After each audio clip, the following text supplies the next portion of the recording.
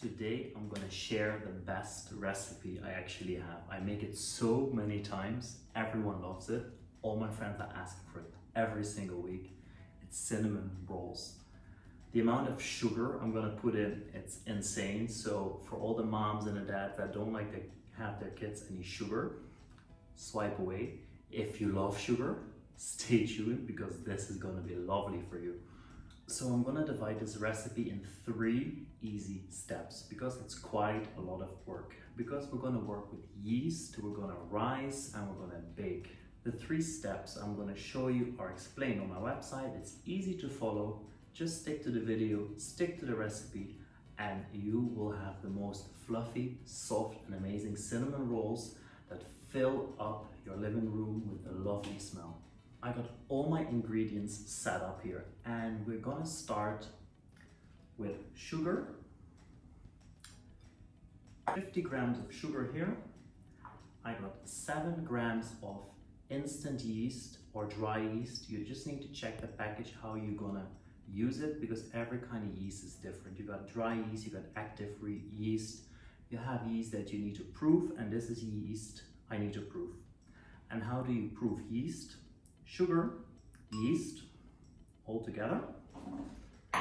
And together with that, I will have some warm milk, lukewarm milk. So this is about 3/4 of a cup. So what is proving? Proving the yeast is actually activating it. With other words, we need to make sure there are bubbles created. It's fermenting. So it goes with sugar and a warm liquid. So just mix everything together. And we're gonna let this sit for 5 to 10 minutes. In the meantime, you're gonna weigh all your dry goods and your liquids. Make sure you got everything ready like I have here. On my website, you will find the weights in ounces and in grams. I got 400 grams of flour and I sift it so it's nice and thin. I got 50 grams of melted sugar. I got 1 egg, a whole egg, and an egg yolk. And we're gonna do a good pinch of salt. So the first step is to finish the dough. Let's do this first before we go ahead. So I can see the yeast has been proofed. All these little bubbles are developing in the milk with the sugar. So that means it has been proofed and we can start working with it. So the easiest way to mix up all the ingredients is with the spatula. It doesn't leave anything on it and you keep your hands clean for the first part of this process. So we're gonna add the butter and 2 eggs and make sure they are on room temperature. So now we're gonna add the flour to the liquid. So we're gonna do this in stages. We don't want any dirty hands, and I'll show you the easiest and the quickest way to do it. Because after that, we need to use our hands if you don't have a stand mixer in order to prepare the whole dough. So we're gonna add it little by little. So I do like 1/3 for the first time, and I'm gonna mix it together. Once it's completely immersed, we're gonna add more flour. So the aim is to get a sticky ball of dough. And sticky, I mean that you feel it's sticking to your hand, but it's not leaving any dough on your hand when it falls off or any dough on the table. But it needs to be nice and sticky. This is all mixed up and we're gonna add some more.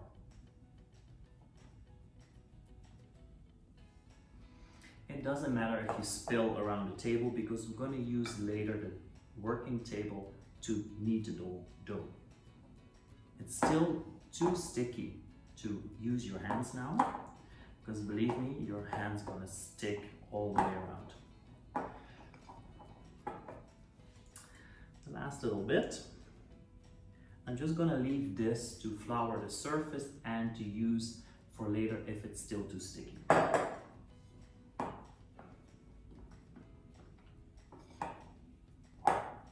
Now I feel it's time to dig into this mixture with my hands. I'm going to flour the worktop and make sure it's clean. Make sure your hands are clean and then you're able to start kneading the dough. See, it's still quite sticky. And now we're going to use one hand to get everything together. You see, this is why I have a clean hand, because I need to use this for mixing the dough. It looks like a mess now, I'm telling you. In first instance, I thought this is never gonna work. So this is the perfect workout as well, because you see it takes a while before everything is incorporated. It's quite the work with the sticky dough.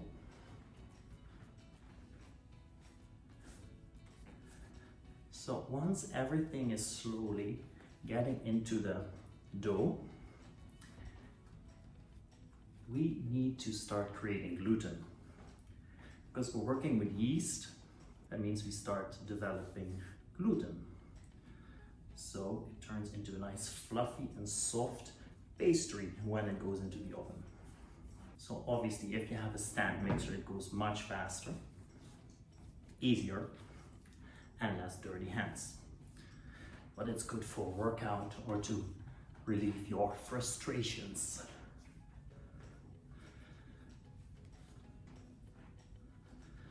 So now we're folding the dough into the dough itself. With the side of your hands, we're folding the dough into each other. And now we're developing gluten. So as you can see, it easily comes to a bowl. It's a little bit of work. Make sure you knead it for 8 to 10 minutes. I already prepared a batch before, so this one goes to rise for 1.5 hours. And out of a nice warm oven, I'm taking already the one that has been rising. So I floured the base. I'm going to take out the dough that has been rising. Oh, look at that, that's amazing. I'm going to put it here. And this one goes inside and will go rise as well. So I preheated the oven on 175 degrees Celsius, and now we're going to go actually to finish step 1, and it's spreading out the dough and making the filling of it. So we're going to make a rectangular shape that's about 9 inches by 15 inches, and it doesn't come super precise, but it's good to measure it out a little bit. So how I do it, usually I do it by hand. Because by hand it's the easiest way to get a nice rectangular shape. And you see how easy it is to fold it out. Make sure it's equally thick on all sides. And then we just throw it over. And we're going to use the rolling pin to evenly stretch it out.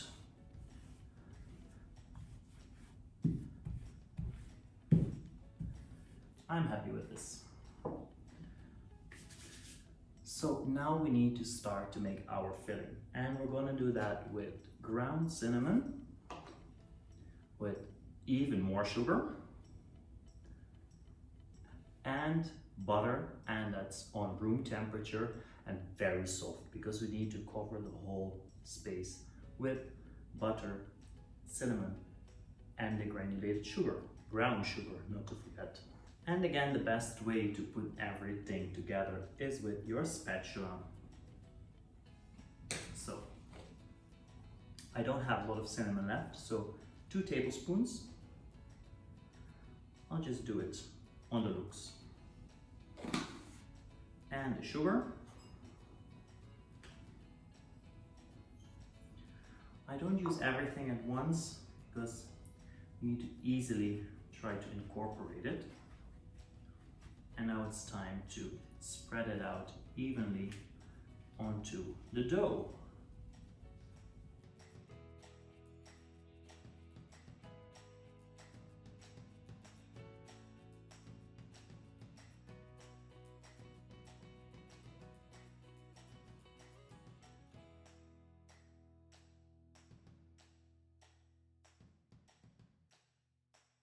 So now comes the trick, because we need to roll it very carefully because it's quite a delicate pastry. So what I always do, I start on the side that's 9 inches. Pull it inside. And the best way to do it is once you got that momentum, you roll all the way down. And I use the underarm to equally roll it. You see, not everything goes perfectly. Some parts are thinner. There you go. And just make sure the seam is on the bottom. So I'm going to use this knife with these sharp edges to cut off the sides, and I let the knife do the work.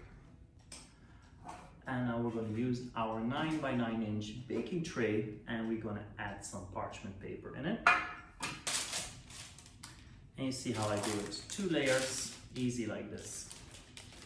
And now it's a matter of cutting the pastry. And again, let the knife do the work. Don't use any pressure. Oh wow, look at that. You see those swirls? Amazing.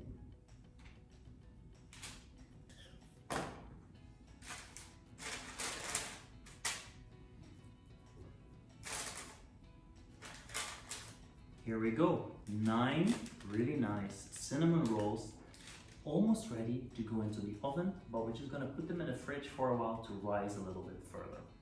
So 15 minutes have been passed. We're gonna take them out of the fridge and we're gonna start putting them in the oven.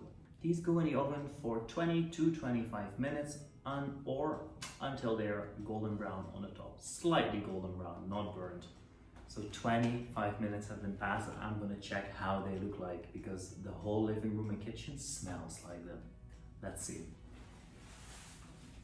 So here they are, very nice and crispy on the outside, and in a bit we're gonna taste them how they are on the inside. But we're not done yet. We're gonna make the frosting, because obviously we need to coat these nice cinnamon rolls with a nice frosting. We have cream cheese, 125 grams of cream cheese, soft butter, and we have some confectionery sugar and some vanilla extract for the flavor. Let's just straight away add half a teaspoon of vanilla extract. It's very strong, so be careful with that. And again, my beautiful spatula, the butter, and the confectionery sugar. It's very thin, snowy sugar. It's very powdery. It looks like flour, but it's sugar. And we need to mix all of this together into the frosting.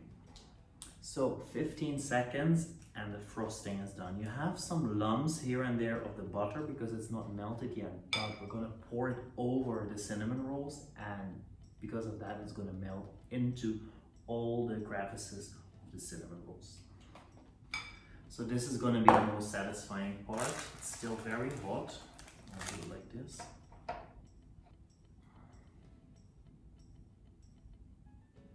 Oh, look at that.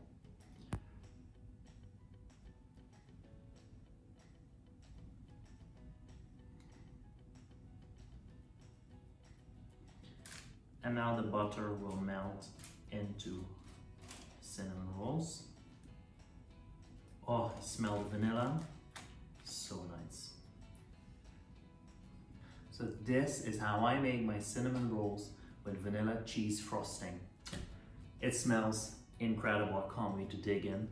If you haven't subscribed yet, the subscribe button is down below. Thumbs up, and hit that bell notification if you want to be notified for every single new video that I'm uploading. Thank you for watching, and I'll see you next week.